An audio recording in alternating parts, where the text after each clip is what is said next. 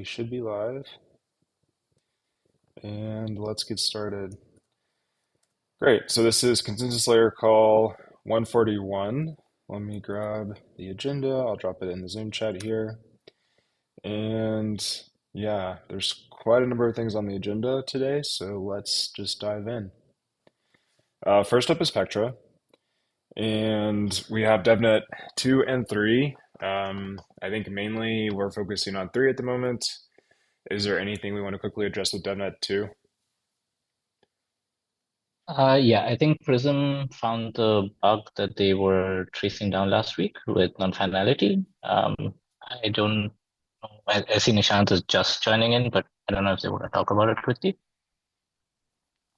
So the bug was fixed over the weekend. The PR was merged. The TLDR is that we had basically we forgot to copy something for in this example the validator balance. So the state replay was wrong. But yeah, it's fixed. And then yeah, so I haven't seen any issues since then. Yep. So that's about it with DevNet 2. I think at some point the Explorer couldn't handle the non-finality, so it's dead. So considering no one else is really debugging on it, I'd push for deleting the network today. DevNet 3 work is ongoing. There's a kurtosis config that I've pinned in the interop channel. I tested it. The nodes are able to stay with each other. And special shout out and thanks to the testing team because they were able to convert their tests into a format that I can run them against live devnets. And Mario's already created as well as addressed the failing test with Reth and Nethermind. And there is one more failing test with Aragon that I've created a thread for. Everything's in interop, so please have a look there. And just a side note, I also tested consolidations, and the spec issue from the last devnet has been fixed. So we have the first successful consolidation on a devnet with an effective balance over 32, which is really, really nice to see. Yeah, and I guess the next question is adding more CLs to the mix. I've only gotten the CL branch and version to use from Nimbus as well as Lighthouse. So it would be great if other client teams can just drop a message on interop as to which branch we should use, and we will expand our testing accordingly. Once we figured out the spec issues, I think with 3 clients, we're kind of okay to already launch DevNet 3, unless there's some reason to hold off and launch DevNet 3 with all clients. Great, thanks. Yeah, any other clients want to chime in on devnet 3 readiness? It sounds like we could go ahead and kick it off, even if not everyone's ready.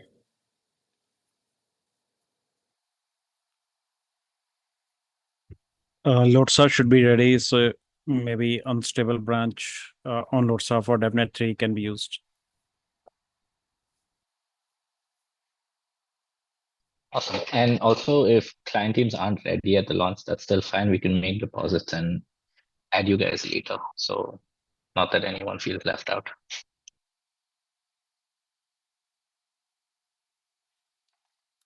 Cool. Anything else with devnet 3? Sounds like it's moving along pretty well. Yeah, I know that on the EL side, there were some things with 7702.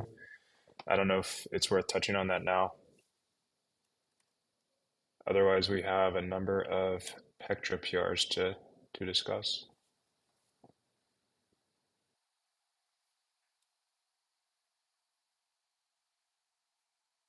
Okay, let's move to that then. So first up, we looked at this 1 or 2 calls ago, but it's essentially handling an edge case in the correlated penalty calculation with slashing.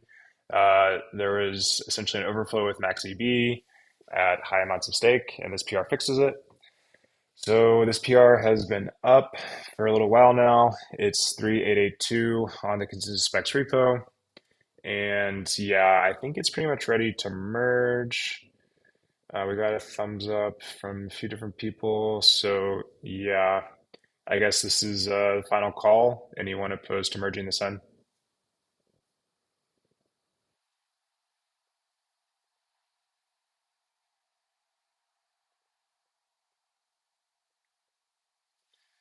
Okay. If you're a client team and you have a few minutes, please take a look. Otherwise, sometime later today or tomorrow, I'll go ahead and merge that in. Next, we have another PR. We also looked at this one in the past as well. So this was refactoring how the requests are structured in the beacon block. This is PR 3875. And yeah, a number of people here have been working on this PR. I believe it's ready to go. So again, last call. Anyone think we should not merge this in?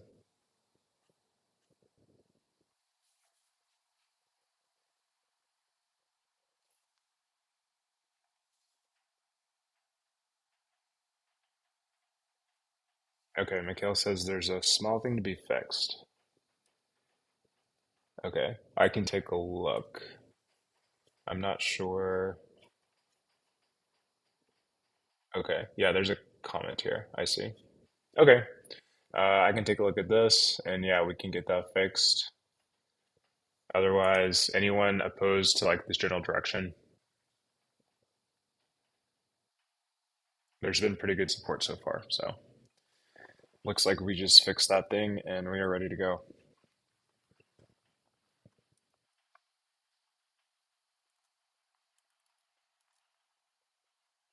Okay. Next up then, we have another PR to the execution APIs. So this one, it's another pass at structuring the request, passing them from EL to CL. And essentially, this is a slightly different approach. I forget the number, but there was the PR we discussed before to essentially have the engine API structured in a way that the ELs can just sort of copy paste the way they represent requests on their side as they then are ferried across to the CL. This is a slightly different approach. And let's see, Felix, is that you? That says Yeah, that's Felix. mine. Okay, Yeah. yeah. Would you like to give us a little overview? Yeah. So basically, the first PR, which you mentioned also, it was number 565.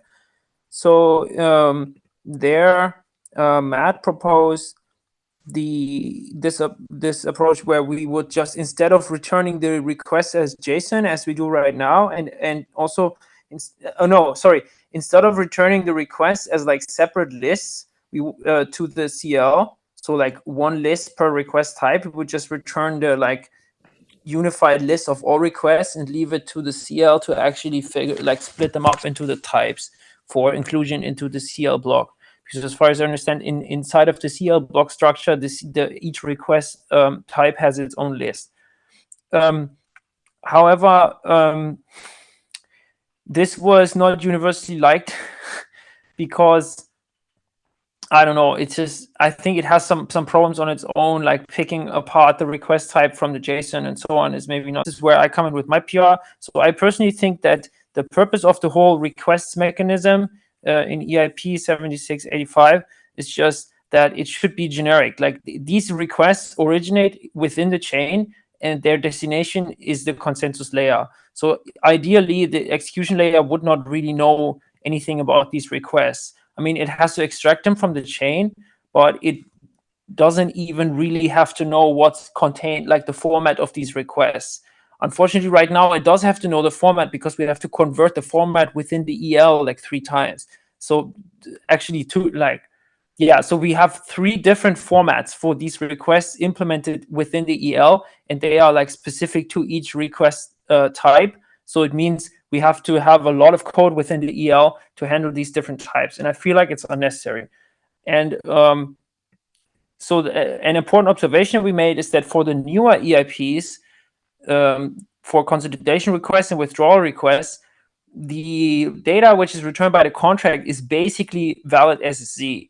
And it's not 100% valid SSC. I'm working on a patch right now to the contracts to actually make it that. But basically, what they return could just be passed to the CL directly. It would probably be more convenient for the CL to parse it, like more convenient than parsing the JSON, anyways. And for the deposit contract, obviously, it doesn't return valid SSC because we kind of gather the data from the logs, and it's ABI encoded, but the transformation to like going from the log data to valid SSZ is a very simple one, and it doesn't really require any kind of SSZ handling. It just means we have to shift the bytes to a different position basically, and it's something that we can define, and we have to do that anyways because we have to parse the ABI encoded data already. So I don't think it's not going to add code right now. So in total, this change is, if we go through with this, is going to remove a significant amount of code from the ELs, and I also believe it will remove some complexity in the CLs. Cool, thanks. Yeah, I've taken a look at these and generally agree with everything you're saying. This does simplify, I think, both things on the EL and CL, which is really nice. Yeah, thoughts? I have to note that it's all a bit contingent on a bunch of changes to EIPs, which have not been made yet. So this is more me just proposing this general mechanism, but it has to be said that next week on ACDE, I will also be presenting the changes to all of the EIPs. So that, yeah, I mean, it requires cooperation from the EL developer group as well. Right. And to your point, there are changes, but they're not anything too massive. So this seems like it simplifies things quite a bit with a pretty low lift. So yeah, I mean, we will need EL buy-in as well. So I guess for now, any CLs, have you had a chance to take a look or have any thoughts about this approach? Any feedback? I like it, but I'm just a little unclear on what the CL will be receiving. Like, I think it's a bit underspecified at the moment. Yeah. So there's no example in the spec. So the pull request has a long description, but it also has the content of the PR. So and in the content, you can kind of see that literally, basically, at the moment, in the current spec for Prague, for the engine API Prague, we return 3 separate lists, which called deposit requests, withdrawal requests, and consolidation requests. And these are arrays of JSON objects. So there's basically one array for every request type. And our change here is to return a single array called requests, and it will be a JSON array of hex strings. And these hex strings will then contain the encoded requests, and the encoded requests have a single request type byte in the beginning. So it's like a 0, 1, or 2 and as the first byte. And then the remaining bytes will just be the SSZ structure of the request. And this structure is defined in the CL specification. So it's identical to what is already defined for these request types within the consensus layer specs. I agree we could specify more. Well, I don't know that the byte, the distinguishing byte is specified, right? That's new, right? Or am I wrong? I mean, yeah, it's kind of. I mean, it is. If you look into the PR, you kind of see that. Yeah, I mean, it has this array of. Yeah, I mean, I guess I should. No, I mean, I'm just clarifying. So this byte comes from the different EIPs, and again, I forget the number, but LightClan also had a PR that basically gives sort of a general structure for this request type and request data. So what Felix is saying is the request data is essentially SSZ. You would just cut off the first byte, deserialize the remainder, and you're good to go. Yeah, I mean, I don't want to say the word, but I mean, this is like a union, basically. I mean, so the main thing is that it's not we were debating if it makes, but I mean, since the union was being removed, we didn't want to call it the union. But I mean, honestly, we gotta put this information somewhere for the CL to distinguish the request, and yeah, so basically that's why it's it has this byte. I want to note that we have this byte already in the EL level encoding. So at the moment in the current specs for the EL, we do use this type of encoding with the initial byte for the request type, and it's in all the EIPs. It's just that with this change, the CL will have to handle that as well. Anyway, I'm happy to answer a question from Puros right now. Yeah, it's just a comment. It's the same comment that I told Matt. So it seems that someone will have to do this work, which is we have this list of requests, and each request we need to put it in a bucket. And what you're suggesting now is to just send this list with this extra data that we don't care about, or we only care about to deciding which bucket we're going to put it. And then the CL needs to arrange these things in different buckets and then get the corresponding SSL object, which is the list of requests that we care about. On the other hand, the same work could be done by the EL.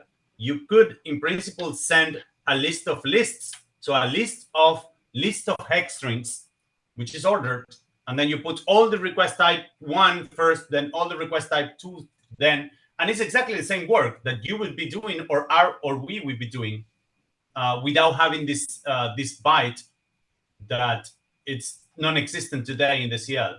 So again, I don't really oppose. I don't have any strong opinion as to who should be doing this work. It's just that it's clear that this work has to be done by either the CL. If you give it as one list, we will make this nested list of lists. Or if you give us a nested list of lists, then we can already consume it. And it's the same amount of work on one or the other one. So I don't really see why the push to have this separation of the first byte on the CL side when you can be for us doing it's way easier. Be a simple change. It is way easier for us though, because then it just means that we don't have to care about, basically in the EL implementation, it means when we are processing block, we will just go through the system calls, append it all to a list, and then just basically send it off to the CL. We don't have to think. And I think this is quite important for me, because this mechanism is like defined for the benefit of the consensus layer. Like the execution layer does not care about these requests at all, and it should not really have to think about it too hard. So from my point of view, it makes more sense for us like this. It kind of sidesteps a bunch of these issues as well that were mentioned in the earlier PR. This is kind of where I don't want to get like too deep into this discussion, because there were a bunch of things like, yeah, can't you do it like this or whatever. This is not, I mean, we have come up with this approach because we think it will be something that is the easiest to implement for everyone, like mostly for the ELs, and splitting it into the separate lists for the purpose of putting it in the beacon block. I think it's okay to have the CL do it, in my view.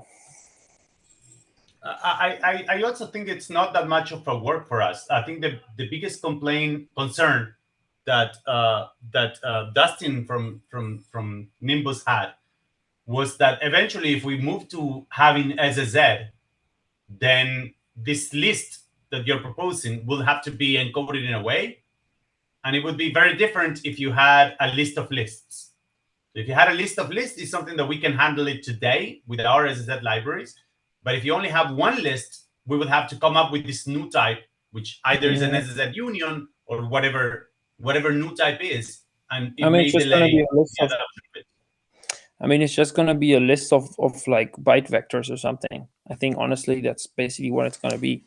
I mean, it is kind of a list of byte vectors right now in the JSON, yeah. So I don't think it's going to be inherently a problem to. Oh, so you're suggesting that we take it as a list of byte slices? Yeah, that actually would work. If the SSZ object that you would be sending is not going to be the SSZ object that we expect, that should be fine for us. Yeah. So basically, the whole proposal is just sending like an array of like bytes objects. We encode them as hex because it's a JSON RPC, but then basically, yeah. So I mean, if we ever convert this stuff into SSZ, then I don't know, this will be handled in some way. I mean, we handle this, it's the same for transactions right now. I mean, for transactions, we send these like opaque hex objects, and they have the first byte containing the transaction type, and then the remainder is just data which is totally opaque and specific to the type. And I mean, you could say it's a kind of union, but honestly, it's just because, yeah, that's what you gotta know which object it is. And I don't know. Yeah, this like list of lists thing, it has some disadvantages as well. It's yeah. I mean, let's see. Okay, how about this? We won't really make the final decision today, anyways. Next week is ACDE. I will be presenting this change also there from the perspective of the ELs. I guess you will also be there, assuming, and then you can listen in again and think again. And I mean, yeah, it doesn't have to be decided today. I really just wanted to bring it up. It's interesting for sure. I would note one difference from the transaction case is the CLs mostly don't care about the details of transactions. I mean, I can't speak for every obviously case here, but generally speaking, transactions are a black box. So whatever union-like structure they might have internally is typically not that relevant for this purpose. I mean, beyond whatever the ELs want to do with that, but the CL, but it has no bearing. The engine API aspect has no bearing on this one or the other. But in any case, that said, this is definitely an interesting proposal. Yeah, and to Felix's point, the requests are kind of black box for the EL, so it's just kind of the inverse here. So yeah. Yeah, thanks, Felix. Everyone, please take a look, and it sounds like we will touch on it next ACDE. Cool. So the next thing we had on the agenda was PR 3818. So, the wrong spot in the chat. There we go. There's a link in the chat. And so this PR is kind of big, but it's important. It's a follow-up to 6110. I think the core issue, really, as far as I see, is that there's no sort of rate limiting in the deposit contract just because of how it's written.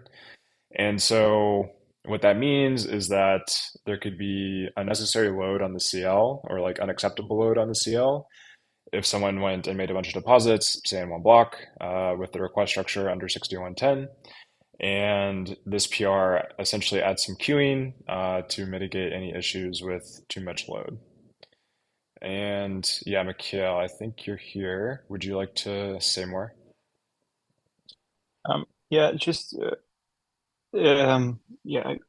quick overview.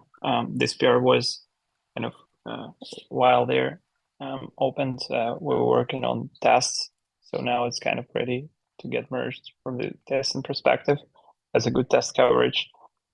Yeah, the overview of changes is, as Alex said, it rate limits the deposit processing per epoch to sets it to 16.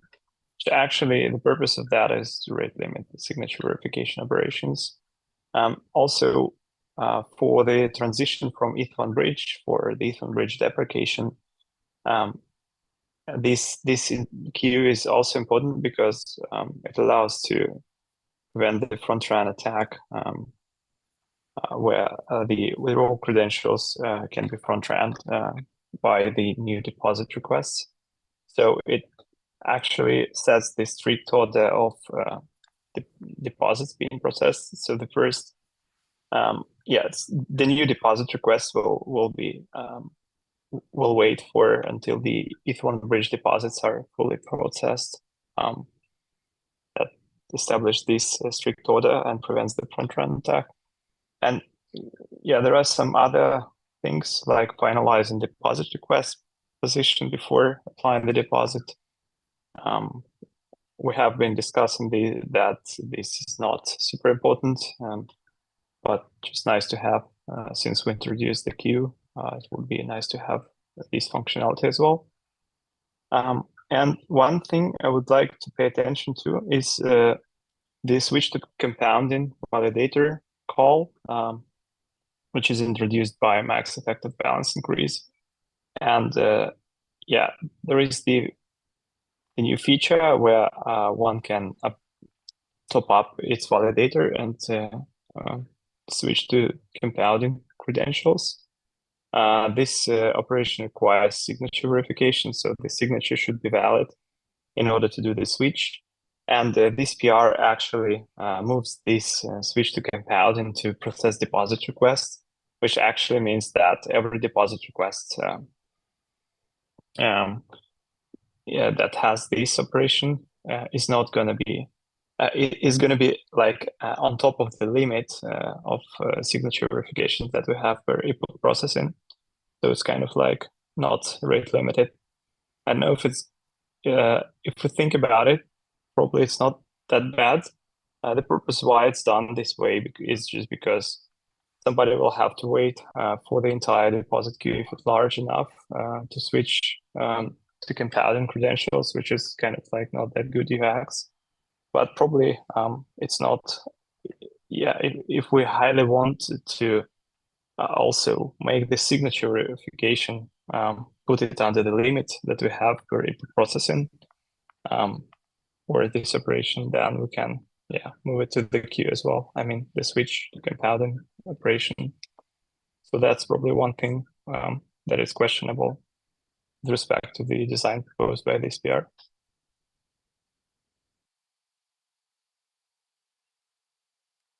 Thanks. So this came out of a lot of discussion at Interop, although we were already getting some +1s in the chat. Anyone have any questions around this PR?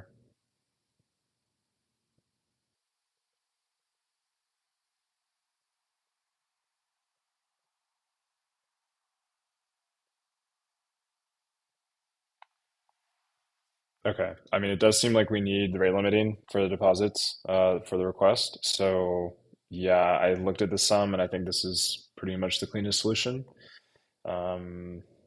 Yeah, I guess it'd be nice, CL teams, if you could approve the PR just to give it a thumbs up. But I guess we can take these in the chat as a signal. And yeah, otherwise, we'll look to merge this pretty soon. I guess one question, I know we had discussed having like more sophisticated queue management sort of downstream to this PR. Are we still thinking that that's useful, desirable?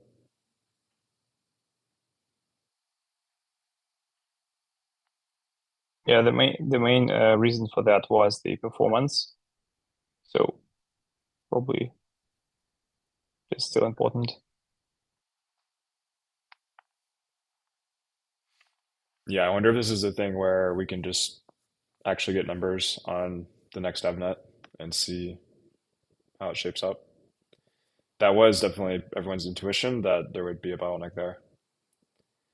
But that all being said, if we do want to do that, it'd be nice to do it sooner rather than later, just so we can get the core Pectra stuff stable.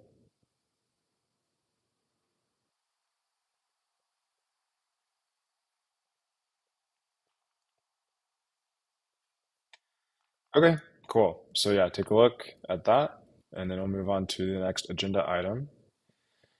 So let's see, that one. Okay, I did want to get a temperature check. So again, there's another stream of PRs to further work with the attestation refinement that we have. Let me just grab links here. So there was this first one, 3787, and this next one. And they essentially just rework the attestation types in various places, with the claim being that it's just simpler and easier for clients to manage things, whether that's attestations from the network, attestations on chain. They've kind of been sitting for a little while. Has anyone had a chance here to look at them? And yeah, again, I'd like to get to a place where, again, these like core Pectra EIPs are pretty final, sooner rather than later. So I'd like to push these along if we're serious about these PRs.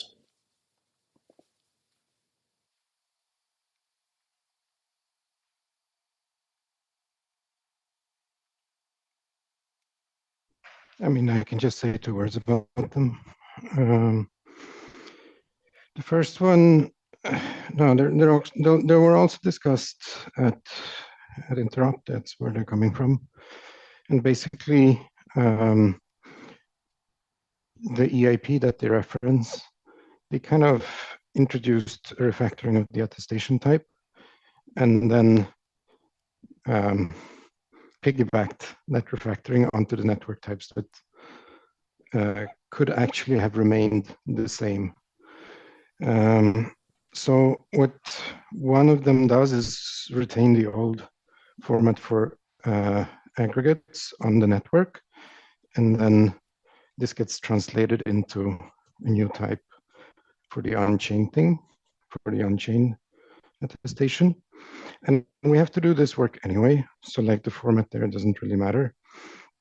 But for the network, it's easy. It's like more secure to use the previous type because it's more tightly defined to match what's going on the network with the committee size.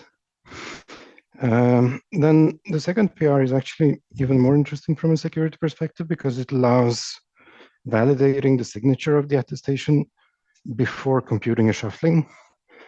And this is actually one of the bigger selling points of this PR. What happens right now is that you can just connect a client and maintain good reputation with your peers. And then when you want to introduce some instability in your neighbors, you just send them an attestation for which they don't have a shuffling. And there's no signature check on single vote attestations that is possible without performing, without computing the shuffling. And as any client dev knows, like computing shuffling is very, very expensive. So clients have a few options and they're all bad. One is dropping the attestation, which is kind of dumb because this typically happens when the network is not very stable. That's the best time to exploit this thing. And dropping attestations at that point just like delays getting back to nice stable finality. They can kind of process them, and this eats up resources for computing the shuffling and then for holding lots of shufflings in memory, which clients typically do. They can delay processing it, which is also bad because it introduces these cascading delays in the propagation. So the PR kind of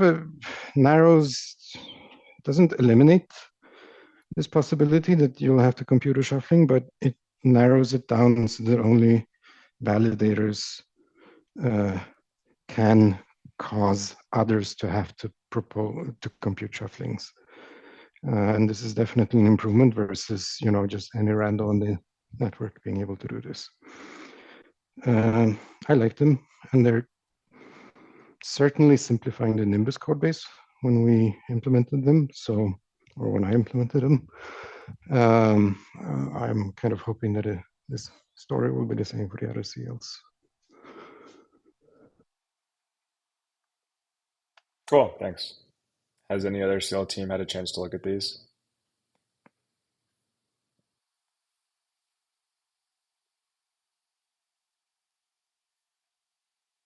Yeah, POTUS?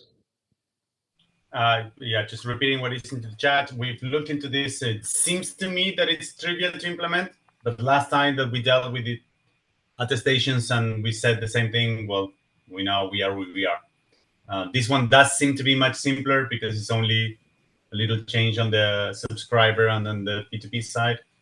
I like the change. I'm in favor of that. Okay, cool. And we have another +1 from Enrico. So cool. Let's see. I mean, timing's hard, but like if we could get to a place where we feel like these are ready to merge by the next CL call, that'd be really nice. Otherwise, yeah, client teams, please take a look and chime in on the PRs. And yeah, I'll do what I can to move these along. And yeah, we'll get that sorted.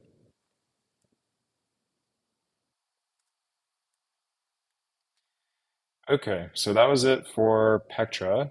Before we move to Puros, are there any other Pectra things we want to touch on?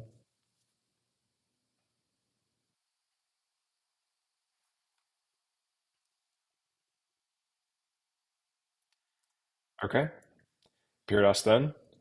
I could start by asking for any implementation updates. I think we were looking at, let's see, Puros devnet 2, but I don't think it's live yet. Anything anyone would like to share on that front? Yeah, just a brief local testing update. There's a pinned kurtosis config if someone wants to try it out. There are 3 supernodes as well as 3 like normal nodes in the config. That seems to be going well. I think Lodestar said that they would try it out locally and get back if it works, and Nimbus will get back to us on Monday with potentially something that works. Okay, awesome. So things are moving along there.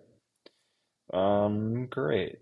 So, I guess one quick question I had on the topic is there some way to actually stress this thing? Because I mean, right now it's just it's running, but it's not doing much else, I guess, besides blobs. right. And it's still on Deneb, right? Yeah. The rebase on top of Pectra is for the next fork. For the Right, next devnet, sorry. right. Yeah, I mean, one option would be to like run our Deneb stress testing on the Pure.NET devnet just to see what happens. Otherwise, I mean, we could try bumping up the blob count. Yep, sounds good. Yeah.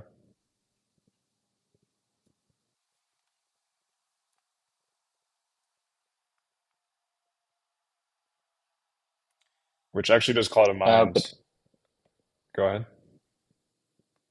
yeah, I think we're kind of having the same thought. How do we increase the blob count? Yeah. Well, and I was going to ask about 7742. The PRs to the various specs are all still open. I wasn't sure. It might have been discussed on the breakout this week. But I guess if clients have that, it does help simplify raising the blob limits.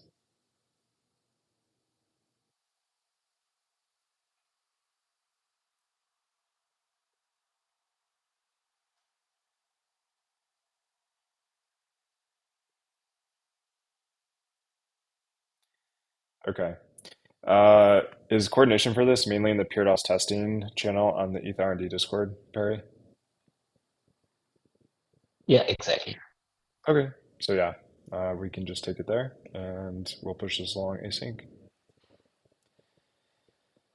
Cool. So thanks everyone for that. Next up, so this question came up from the breakout, and essentially, I think even already we've seen some problems around computing the PureDOS proofs, especially if you have like a sort of under-resourced node or a low-resource node. I think it could take something like up to a second, maybe even a little bit more to compute all the proofs that we need.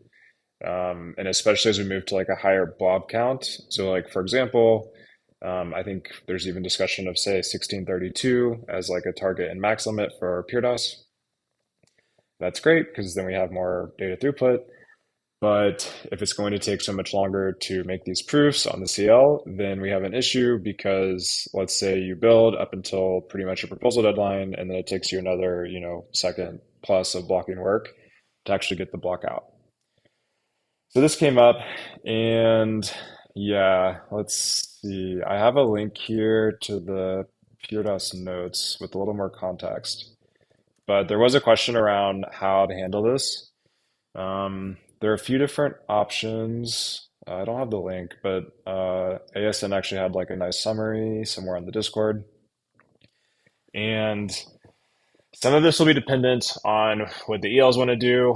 Let's see if I can remember the options here. I mean, the first one is just keep it as is. You could imagine maybe the validator then knows in the CL to like start block building, or like when it goes to fetch the block that's been built, it does that a little bit earlier to allow for time. Another idea would be to move this proof generation to the EL, just sort of like to pipeline it, and then we gain some, time there. This is kind of a violation. Well, it's definitely a violation of separation of concerns between the EL and CL, which is not nice, even if it is, say, like a pretty straightforward option. So that then teed us up to a third proposal, which is essentially to have like richer communication between CL and EL, so that one way to think about this is like the EL would essentially post to the CL through the engine API for every blob. The CL can then start working on these proofs in parallel to the build and process, and then we go about it that way. So that was a sort of high-level overview of the problem and some of the solutions that have been proposed. Does anyone here have any context they'd like to add, or do any of these feel like promising paths forward for Pure DOS right now? Sean? Yeah, so I talked to Jimmy about this yesterday. He said this change that Michael's proposed to allow the CL to get blobs from the EL's mempool could help to some degree. This is because you don't have to wait on blobs over gossip necessarily if you already have them in your mempool. So it's kind of an optimization there. Another thing we talked about was, and I don't know the exact details of this, but like another more, I guess, radical option is to have like a decentralized sort of proof generation. So like have nodes across the network generate proofs with some sort of like responsibility division. But yeah, again, I don't know too much of the details there, but that's just another option we talked about. I think that's it. Cool. Yeah. I mean, the thing is, I think you'd still need to make the proofs in any case, because like one, you won't know for some, remote peer what they have in their mempool. So you'd always need to do this. And then the issue is, say you're the home staker with like only a little bit of hardware to throw at this problem, then you're kind of hosed. So yeah, I think we need to do something. The question then is what?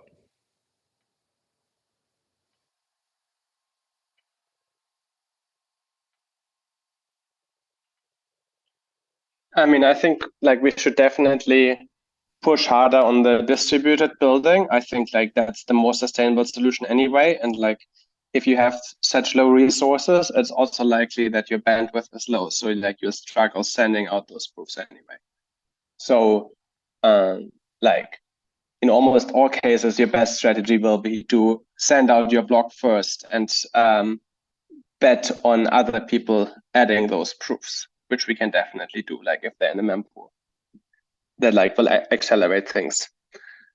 And I think like otherwise, I really don't want proof generation to leak into the execution layer because like we're currently trying to decouple data availability more from the execution layer. Like that's why, for example, we also want to have the block limit only in the CL rather than having it set in both the CL and the EL.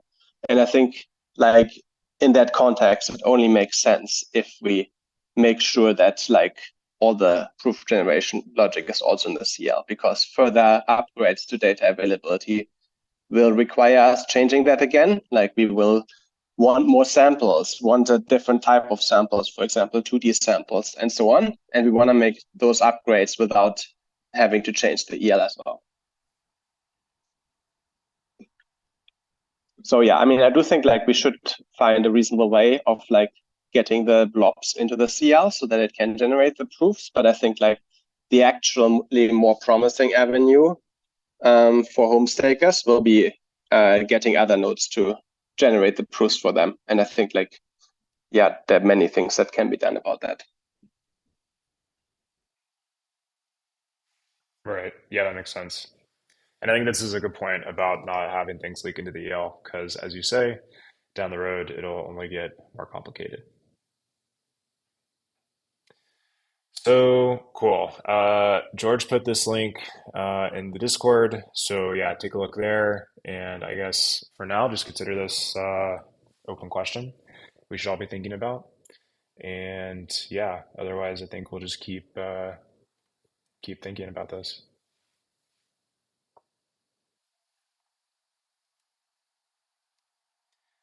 Okay. Anything else for Pure DOS? So I do have a question about this. I guess I'm reading the notes, and it from linked here, for example, the breakout room notes, it says it can take up to 1 second. Kind of under what circumstances or what kind of hardware, kind of concretely, is we're talking about running a Raspberry Pi or an average laptop, or yeah. On x86 CPUs, it takes like 2 to 250 milliseconds to generate one proof per, like, on one core. So for example, if you had 32 proofs and 4 cores, then it would take 2 seconds. Each core would generate 8. So yeah, it depends on like both the numbers of blobs we include and how many cores of what type you have. And Raspberry Pi is gonna be more of a problem because that there even like it takes 1 second to generate all the proofs on one core. Like ARM is just a bit slower at the moment, and I think, but I don't feel like Raspberry Pi is currently really like a common choice for stakers. Like I think like that was like our target 5 years ago, and like I think we've probably moved on from that, and we have like slightly more powerful typical devices now. Like it feels even hard to get less than 4 cores nowadays. Sure. No, I mean, yeah, that I don't mean to push particularly seriously the idea of like it must run on Raspberry Pi, but just as a getting a sense of what the sort of quantitatively what the numbers here were, whether we're talking about like a relatively beefy home servers, or whether, and it had to be on a beefy home server, like with like 16 cores, say, like you could easily get it done in a very short time. Like okay, so this is more of a case, or as Justin posted, the like the Rock 5, because that's actually a better benchmark here, because from a Nimbus perspective, it's not clear that the Raspberry Pi is a super viable today as a reliable node, although people do try, but the Rock 5 is. That's definitely a viable I agree. node. I agree. And I think that is what we should, I feel like that is what we should be looking at the lower end of the nodes at the moment. I think Raspberry Pi is starting to look unrealistic. No, makes sense. So I just want to add that, outside of benchmarks in mainnet, the node will be doing a lot of other things rather than just computing cell proofs. So whatever benchmark you do get, the actual number, if you're running this on mainnet, would be higher.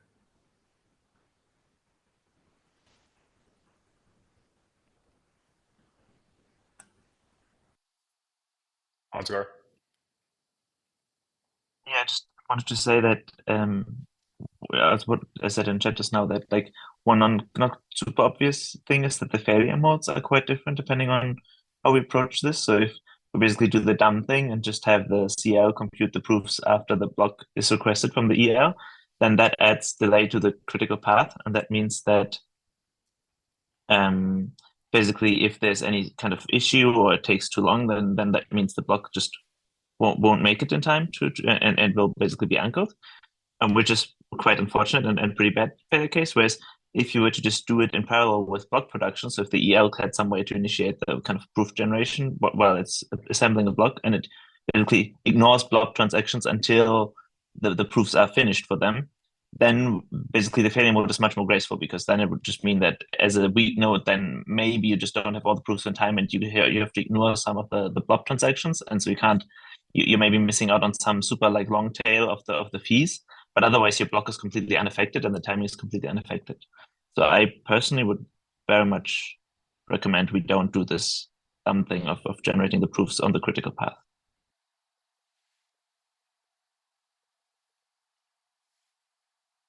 Yeah, makes sense. A question I have with this sort of, I mean, I think first we just have to spec out what we mean with like decentralized proof gen a little bit more. One thing is, let's say you have, your Rock 5 sitting there, you push out your block with, commitments to the blobs, you rely on someone else to make the proofs for you. Is there any DOS concern there? I feel like that would be like the first problem we'd run into, where if I just get a block, I don't exactly know the rest of the context of the block. Maybe it's fine, but I'm not sure if anyone's thought about this. Well, there's no DOS concern. It's just repeated work across all the supernodes in the network. So if you have the commitments from the block, you can look at your local EL mempool, and if you have the blobs, you just create the self proofs from that.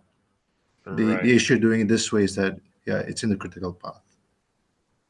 So, but what if you don't have the blobs though? Yeah, then you can't do anything. You're stuck. Yeah, you do assume that some supernode has all the proofs. Otherwise, it doesn't work.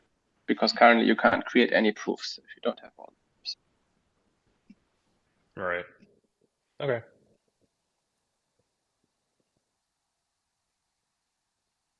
I mean, one of the ideas here would be to give us better channels to notify the supernodes that they would do some work. Like, I don't think like many people running these would find it a problem, because we are talking about donating a few seconds of CPU time, and like there's no extra load from distributing these, because you would be doing that as part of P2P anyway.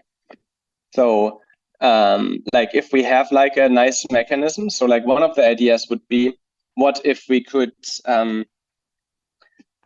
broadcast like block headers before we broadcast the block? Like that could be much faster, and they would get a heads up, and then like they could just do this. And possibly they would like even come fast enough that it would still be faster than actually sending everything. And like, I guess a more advanced version would be if homestakers like announced in the slot before that they won't be able to build the proofs, and basically asking the super nodes, hey, like, could you pre-compute it for the ones that you see in the mempool now? Like, it wouldn't be impossible to do this. But I mean, I guess like it would require more messaging, because now you need a signed message from that, from the validator saying, hey, I want these proofs built. Right.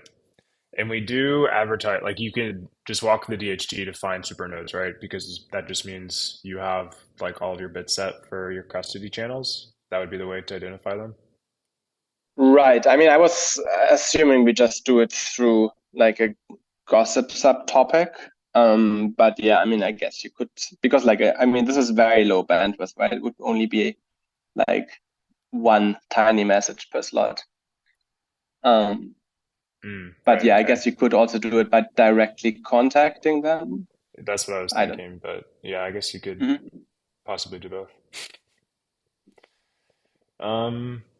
Cool. I mean, another way of doing this would be asking the relays to do that. It's a bit of a weird thing, because you're not actually using relays when you're a self-builder.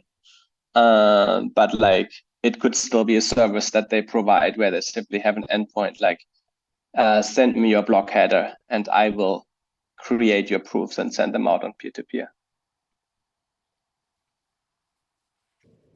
Right. Like, it would still be trivial for them to do that. And I think like if you added that to the software, they would do it. But it's slightly weird, that idea. Yeah.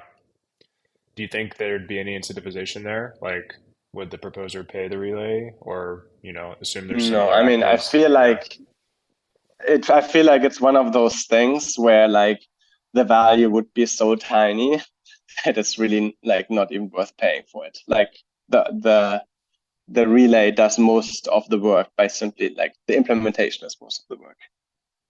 Actually doing it is so trivial. It's like, how do you even pay for that? It's like worth a millicent or something. Right. Okay. Does this require that kind of No, go ahead, Dustin.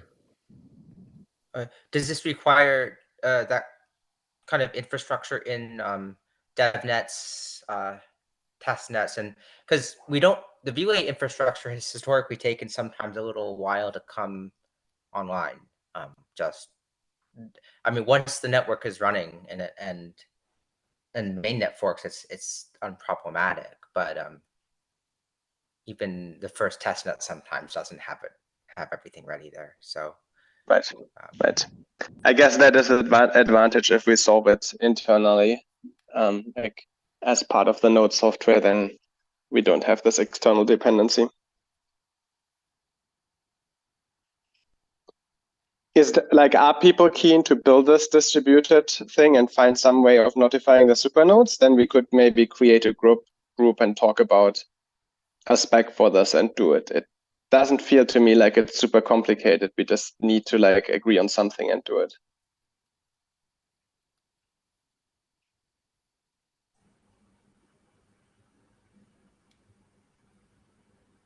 I mean, an easiest solution would be just to have the EL communicate which exact blob transactions it has in its current payload that it's building, and the CL could just build them in parallel. We don't need to have a separate channel for all this stuff. Right. You're saying I guess the risk is that the latest EL block building takes much less time than the proof computation, or probably less time in most cases at least. So you basically doing it like this will kind of throw a little bit away of the time advantage you get by building it as soon as you receive the block. Yeah, so at least right now we send to the EL one slot before to start building the block. Yep. And as part of client software, we could just regularly poll them and ask them which blob transactions are in the payload. And yeah. The problem is that this theoretically could change completely, right? You could basically at 9 seconds into the slot, it's blobs 1, 2, 3, and then suddenly it changes completely because of different fee market structure or something, and then it's 4, 5, 6, and all the work you've done is useless, and you're now the EL sends you a block for which you haven't prepared any proofs. Yeah, that'd be the worst case. Although I think in the average case it shouldn't change too much. I agree. So sure, if you're happy with it being a little bit dosable, which this is, then I guess that's fine.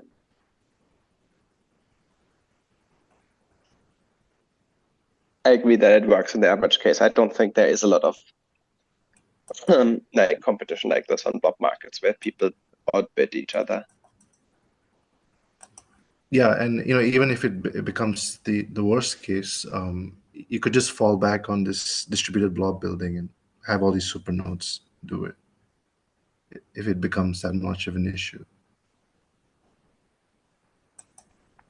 Right. Yeah, I guess if we say we focus on distributed blob building, then we can probably say, okay, we get away with investing less in optimizing the local proof computation because it's not really on the critical path anymore. I think most of the time with good distributed block building, you're better off sending out your execution block first, because that's the only thing that really has to come from your node, and everything else can come from somewhere else. So you're using your bandwidth more efficiently if you do it that way. But there would always be added latency with this, because you need the block headed to reach the supernode, and the supernode needs time to reconstruct. Well, it doesn't necessarily add latency, because if you view it as a whole system, right, when you're sending out your block and samples at the same time, you might be bandwidth constrained on that. So it might actually take longer for other nodes to receive those. Whereas if you start, say, by sending out your block header first, and then your execution block, then like those get sent as soon as possible, and your bandwidth is not clogged up with the samples in addition. So it's not necessarily true that like sending everything in parallel is the optimal strategy. If you have others who can do that work for you, that might actually be a better strategy. Like even if you have all the proofs, it can be a better strategy not to send them if other nodes can send them. Yeah, if you're bandwidth constrained, that would be a strategy that makes sense. I mean, I would assume that most home stakers are bandwidth constrained, because that's the hardest thing to get, right? Like, I mean, getting like, yeah, a high upload bandwidth internet connection is in most places not cheap or easy. Right. I do want to surface Ansgar's comment here that, there are several options here. It sounds like there's support for what we're calling option 3 in the post that George linked. So this is essentially having the CL pull or having the EL post, which blobs are being considered locally. So it just has time to compute these proofs locally. That sounds like a good way to move forward, in which case, yeah, we should work on a spec just to start to get a sense of what that actually looks like. In parallel, if we want to think about these more distributed proof generation tactics, that also sounds super promising. Yeah, so Denkrat, if you want to make a group, or we can use one of the Discord channels. But yeah, I think we should move forward in that way. Yeah, sounds good. Cool.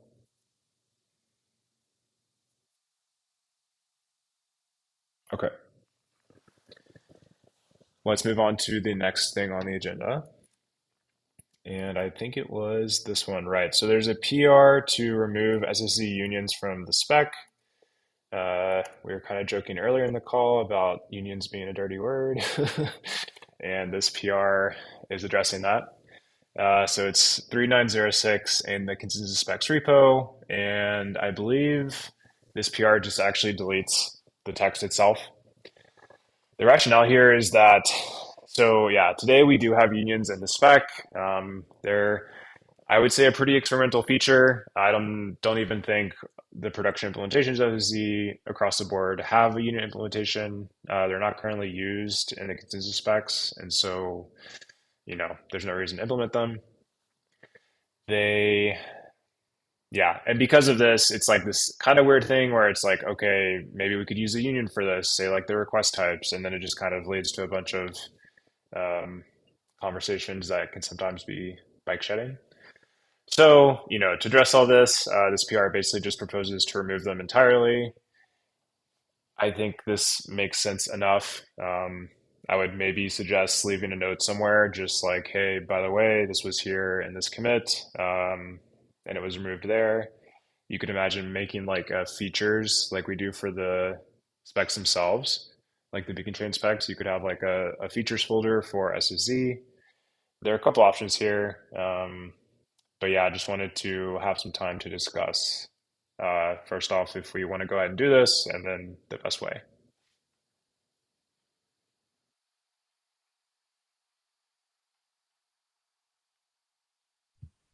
So I guess as the author of this particular PR, I'll just say that part of, I guess, my perspective is I regard them essentially as a fiction, is maybe the most blunt way of putting it. And this is when, as you say, it creates these bike shedding concerns, is people treat it, I regard it as inventing a new SSE feature. So when somebody proposes using unions, SSE unions for something, it's as if they invented a new thing, and they're also proposing that at the same time as whatever other feature they're proposing. And that's why, at least from my perspective, the bike shedding me internally might happen. I can't obviously speak for anyone else here. I would certainly be happy to put a link in that PR, to have it.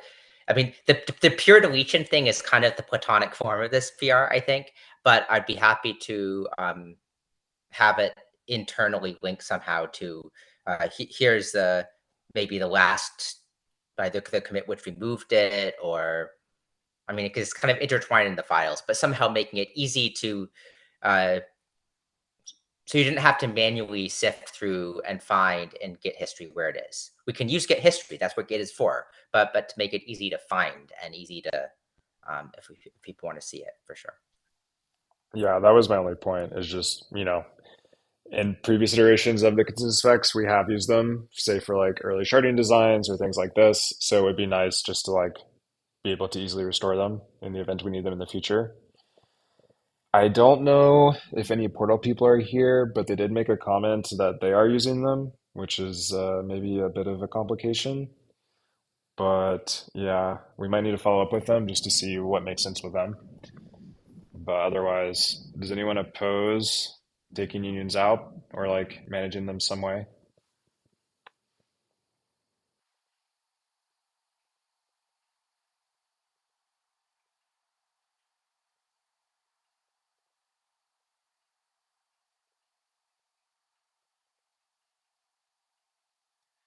Okay. I'll ask the Portal folks what they think. But yeah, then we'll figure something out. If they want to keep it somehow, I would propose going with like this feature route that I was talking about. But otherwise, yeah, it does seem like they kind of unions themselves in the spec complicate things, like Dustin was saying, more than they really should be. So it would make sense to address it somehow. Okay, and as far as, I mean, propose a couple of options. I can, the two most, there's a feature, so factoring it out to one of these feature branches is one option. Another is to use Git history. Another, and link to a whole file, or if there's a remove link basically to somehow self-referentially to a removal PR that can, I guess, be added later. It's sort of two-stage thing there. Various approaches. Is this, I guess my only slight concern, I think I'd be broadly okay with the features thing, especially since they're, so with the Portal thing, it's that Portal is strictly not Ethereum. And I would want to limit this is actually a point a little bit beyond just this particular, obviously I care about this particular PR now, but that the fact that somebody may have taken an encoding, say that Ethereum has a consensus spec encoding of something, and that if the consensus specs don't use it, or on the EL side I would say something very similar, but somebody else decides, oh, this random feature of RLP is great, and it turns out that Ethereum didn't care. I'm not sure I would regard that as Ethereum's responsibility as such. I don't know, kind of maybe organizationally or on a spec level how that was best managed. So I gotta say that like Portal is very much a part of Ethereum. It may not be a part of the critical path right now, but it's definitely a protocol which is being developed for the benefit of the Ethereum protocol, and it's very much I don't know. I mean, it's funded by EF a whole lot, so I wouldn't really put it like as a way external project with no connection. And I do think that on that second point, just defining and encoding is something that is kind of independent of what the encoding is used for. And SSE is a very general purpose encoding. It is very useful. It has properties that are very useful to Ethereum, but it is a generic encoding. And so changing encoding is okay, and removing features is also okay. But I mean, we do have to think a bit about like how this affects things that are using this encoding, or if we all consider unions to be a mistake, then yeah, I mean, there got to be some other way to do this. But I don't think it's a good thing to say that just because Ethereum is not using a certain feature of this encoding, it's like it should be deleted from the Ethereum version of the encoding. I think there's no such thing as an Ethereum specific version of SZ. It's just an encoding that we invented.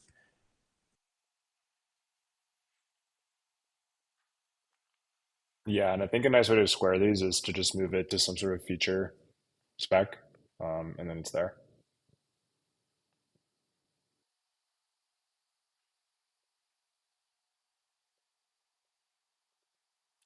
Okay, I will follow up with the Proto people and just see what their take is on this, and we will figure out how to move forward. Okay, I think that was everything on the agenda. Let me just double check. Yeah, looks like we got everything for today. Any closing comments? Otherwise, we can wrap up a little bit early.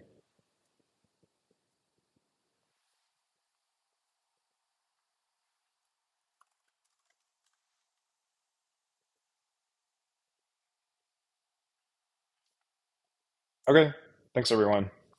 We'll go ahead and close out the call, and I'll see you on the next one. Bye bye. Cheers, everyone.